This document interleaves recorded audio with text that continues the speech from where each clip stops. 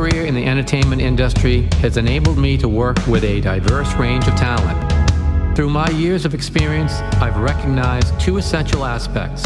Industry professionals, whether famous stars or behind-the-scenes staff, have fascinating stories to tell. Secondly, audiences are eager to listen to these stories, which offer a glimpse into their lives and the evolution of their life stories. This podcast aims to share these narratives, providing information on how they evolved into their chosen career. We will delve into their journey to stardom, discuss their struggles and successes, and hear from people who helped them achieve their goals. Get ready for intriguing behind-the-scenes stories and insights into the fascinating world of entertainment. Hi, I'm Tony Mantor. Welcome to Almost Live Nashville. Joining us today is Mike Batt, singer, songwriter, producer, composer, arranger. He has done so many things in this music business. He was the songwriter behind the Wombles hits, Art Garfunkel's hit song, Bright Eyes, and the list is just too long to tell. He's here to talk about his career and his latest endeavor that he recorded with Justin Haywood of the Moody Blues with the London Philharmonic Orchestra. He has a great story to tell, and we're happy to have him here. Thanks for coming on. I'm delighted to be asked. Well, it's my pleasure to have you. My understanding is you and Justin Haywood have got together to create a new project. Indeed. We did a project in the 80s, late 80s? It must have been about, I think it was 89, where we went into the studio at Abbey Road and we did an album called Classic Blue. The idea was no rhythm section, just a symphony orchestra and Justin's voice with me kind of backup vocals. And we did a couple of versions. Oh, nice. It went very well and became, one of these well-known solo albums. And all these years we've been friends. And so recently we just said, hey, that was fun. Why don't we do some more? So we went into the studio with the same orchestra, the London Philharmonic. That sounds like a great project. Of course, all different players. They've all probably moved on and younger players have come through. We went to their own hall, Henry Wood Hall, and we took a mobile unit.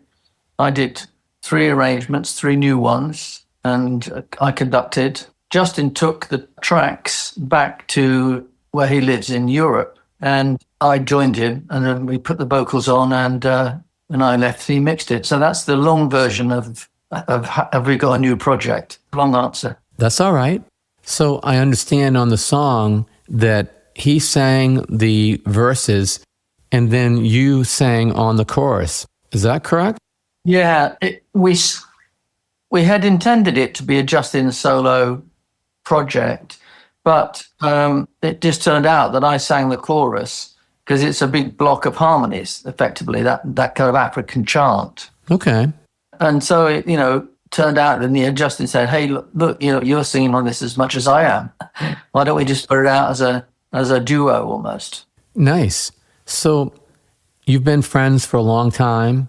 How did it feel to get back in the studio and do some more music and collaborate with him on the new project? Well, it was great. It was particularly great because we just trust each other. We worked together. In fact, the first time we actually worked together was when I did my project just called The Hunting of the Snark, based on a Lewis Carroll nonsense poem. To promote it, I did an Albert Hall concert, and there was a character on the album. It was kind of a concept in the way that, say, War of the Worlds is a concept. The character on it, sung by Art Garfunkel. He couldn't make it for the concert, so Justin and I were friends. So I said, hey, Just, why don't you come and sing Artie's part? So that happened. That was in 1987. Yeah, so that does place our thing a couple of years later. And he sang it really well. It's actually available for anyone who wants to look at it. They only have to look at YouTube and Google The Hunting of the Snark and my name, as in Mike Batt. And it'll pop up. They can see the whole show. And Justin singing the part, the character's called the Butcher. Anyway, so I think he enjoyed working with the orchestra and standing in front of the orchestra and working. And that's when he did the first album. That seems to be just a little bit different take than what he's used to doing with the Moody Blues. Well, it wasn't in one way. It was in one way and it wasn't in the other, because obviously Justin's completely used to working with orchestras. Right. The Days of Future Past, was, interestingly, the tracks, Justin's always, I've seen him point this out in interviews that he's done. The tracks that the band played on Days of Future Past, the Moody Blues, they're not actually with an orchestra. The orchestra on them is provided by a mellotron. Right. Peter Knight, the arranger, arranged kind of interstitial pieces that carried them on and joined the tracks together. So it was quite an unusual concept, but they were recorded separately. But I think the same studio, but different times.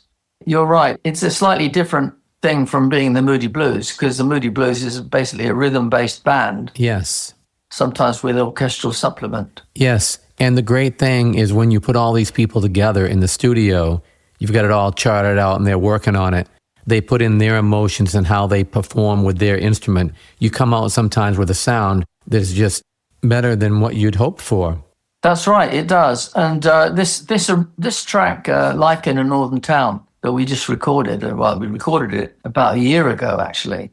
It had been a hit in England 30 years ago, something like that, 35 years ago, can't remember exactly. And I had remembered, I loved it. Another odd thing that happened with me being quite active as an artist, particularly back then, I had a lot of phone calls from people saying, "Oh, Mike, I love your new hit, Life in a Northern Town." It wasn't me at all. It was actually a band called Dream Academy. And that band had one massive hit, which actually was big in the States, either number 2 or number 1 on the Hot 100. Yeah, I remember that song. And they did a few more records. They didn't have a very long life as a band. They either split up, went their own separate ways. And it was pity because they were great. And that song was great, written by somebody called Nick Laird-Clowes and Gilbert. I can't remember the second name, I'm afraid, so I hope he's not listening. That's not a problem. But yeah, that's where it came from. So what was it like when you went in the studio? There have been many times when you go in the studio, you've got all the musicians there, and then everything just goes really well, but something happens that just takes it to that next level.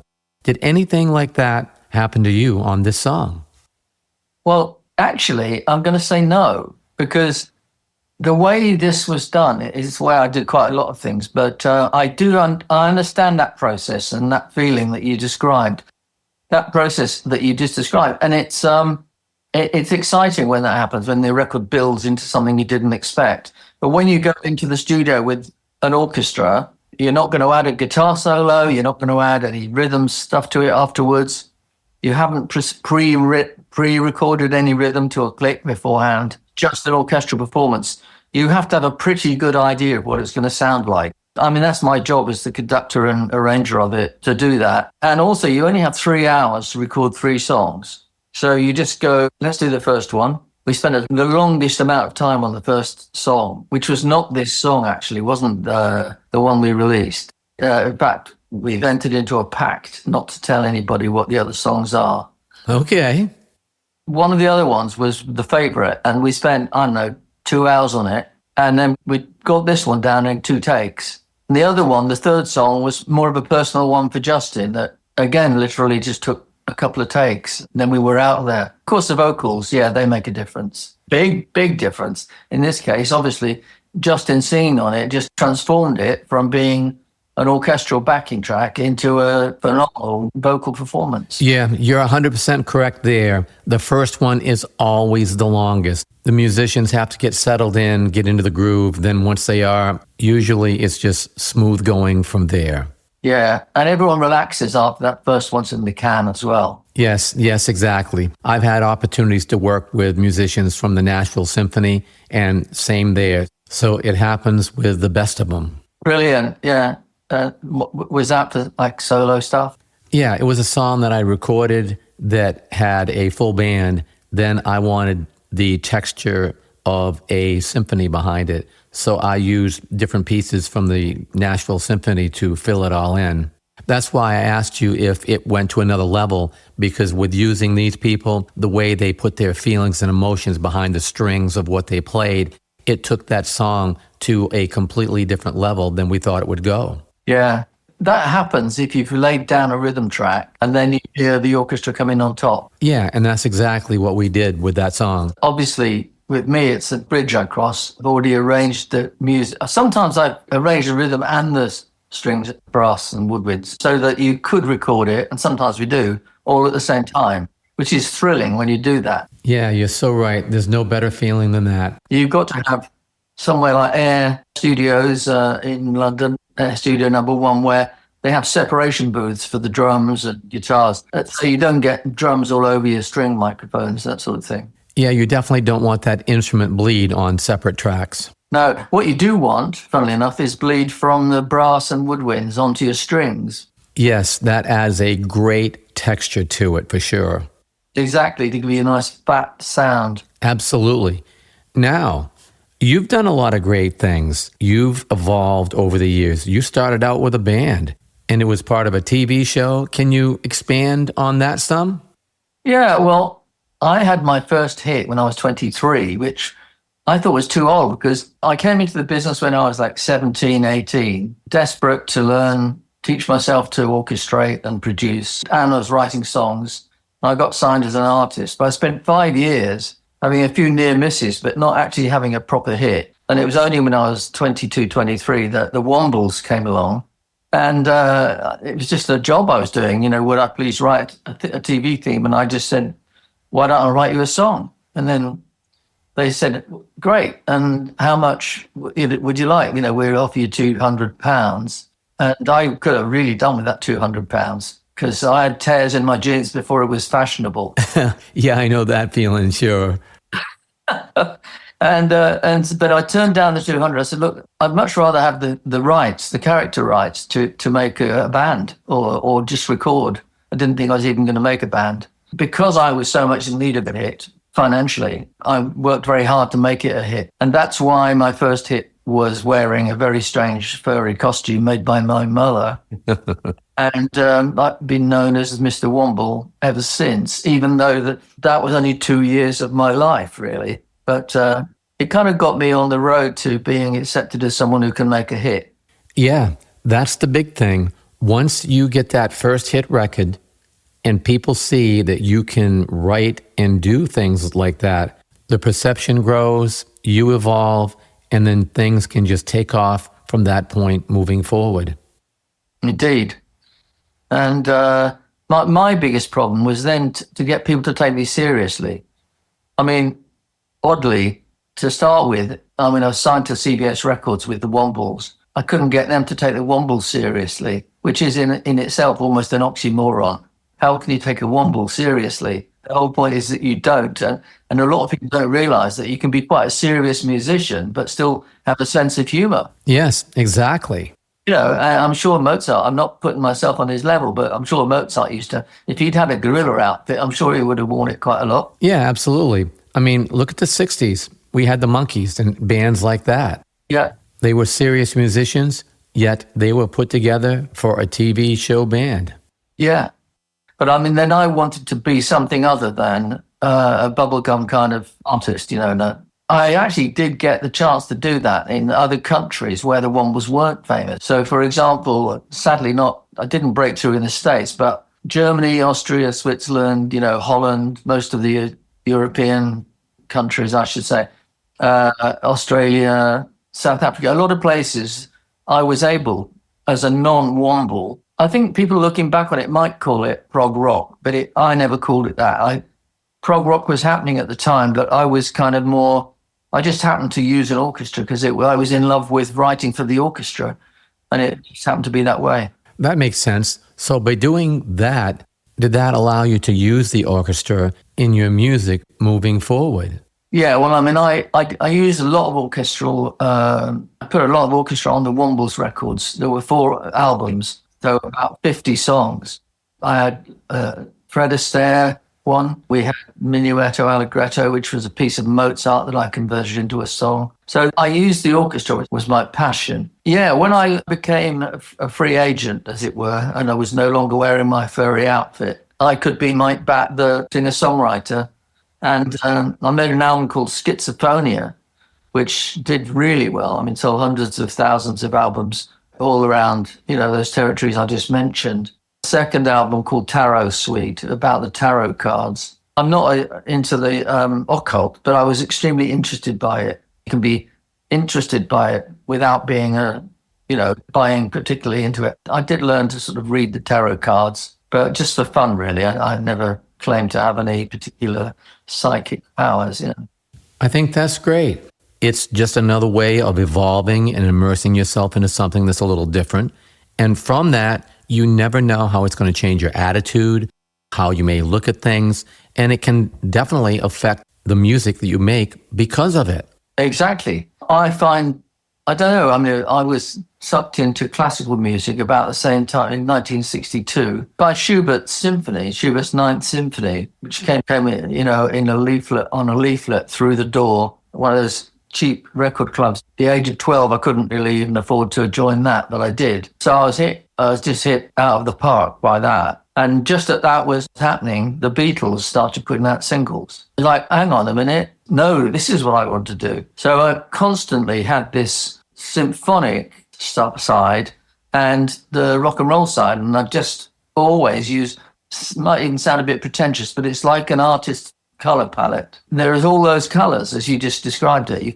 You have all those different ways you can do something. And I just like to use all of them. So if I fancy putting an oboe on the intro of a song, I will. And if I don't, I won't. It's a bit like that.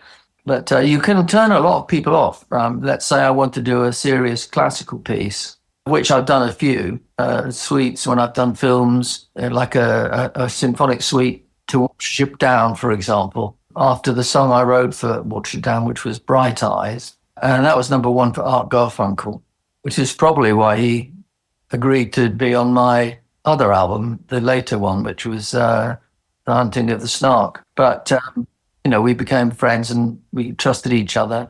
I think that's probably all. Well, most of what you need as an artist and producer. And I kind of lost my place now. I can't remember what question I was answering. And it would be really good if you had forgotten as well. So that's okay. It's just conversation that we're having. So you covered a lot of good things there.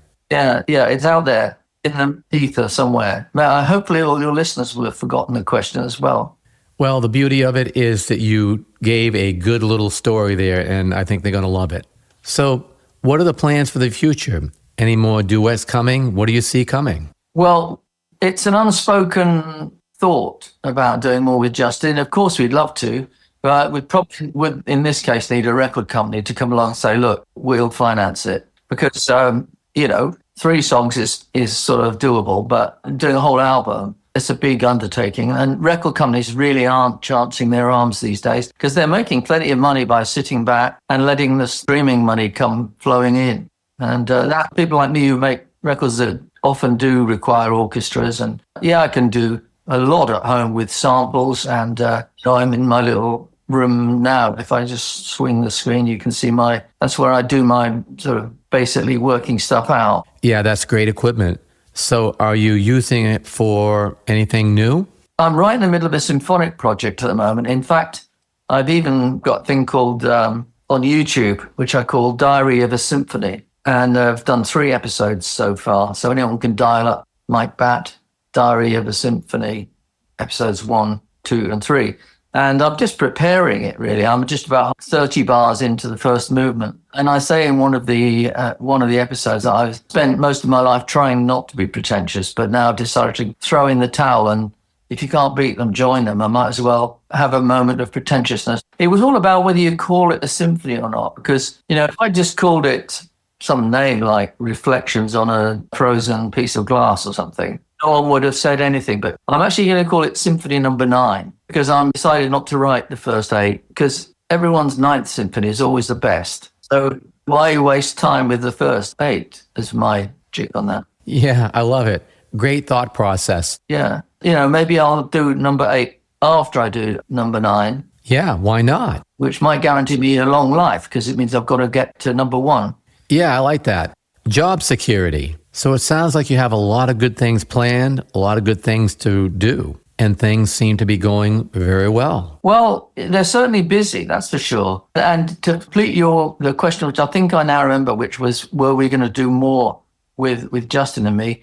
The answer is that I would think it would be very strange, probably, if we didn't. But not how well this one does. I mean, it's been brilliantly received, but it's not what people are getting into the charts at the moment. You know, it's a very unique record. So let's hope there are lots of imaginative people out there who think, well, we don't care about that. We're just going to go and get it, you know. Yeah, I get that.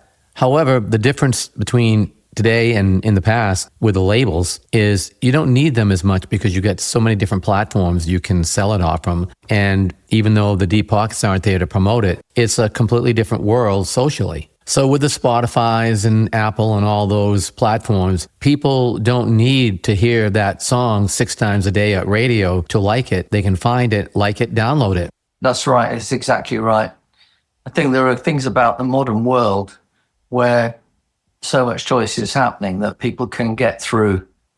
And yet the main enemy is all the white noise or the background radiation of the thousands and millions of other people and tracks are being put up. And now let's not even get, or I'll touch on, but let's not get into a deep one about AI, because that's just going to blow us out of the water if we're not careful.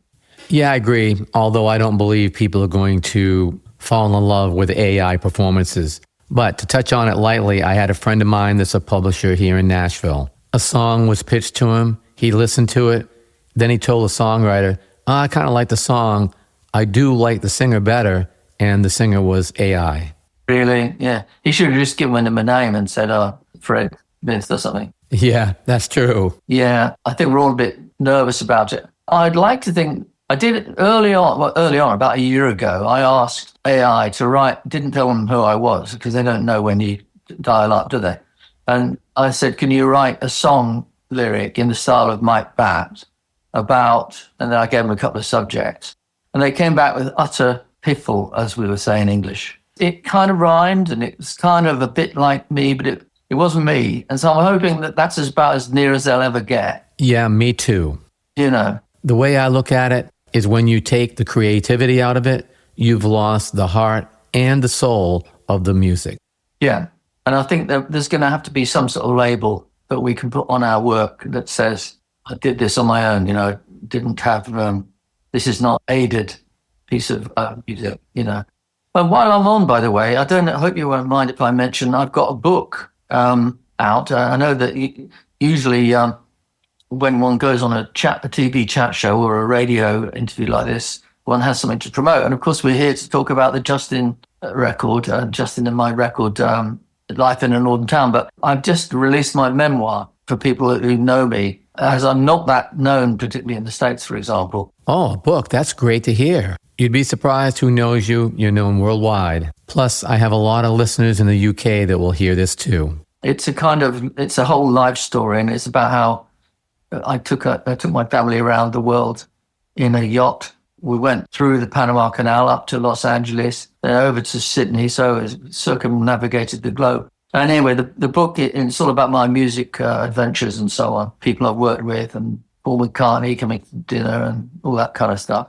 Anyway, it's called The Closest Thing to Crazy. Nice title. I don't know whether it's the title of a song I wrote for a lady called Katie Melua, who had a lot of hits over here on my label. Okay.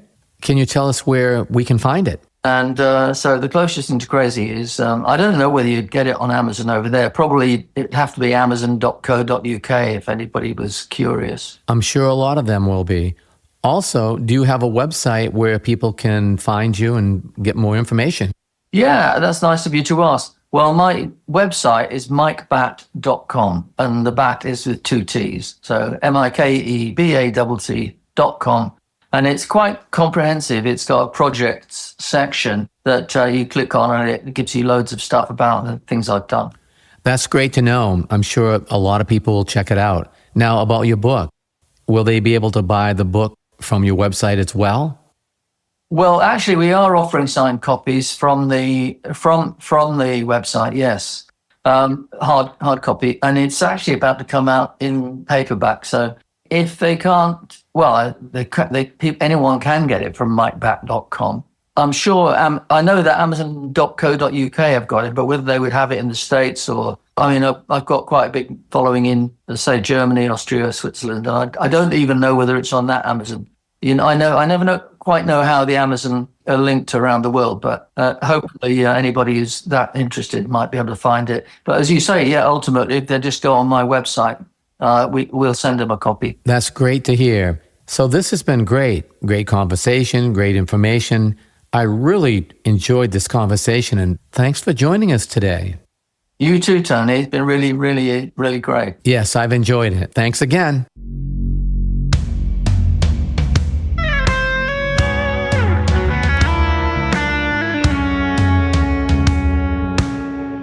Thanks for joining us today.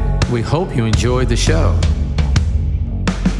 This has been a Tony Mantor production. For more information, contact media@plateaumusic.com.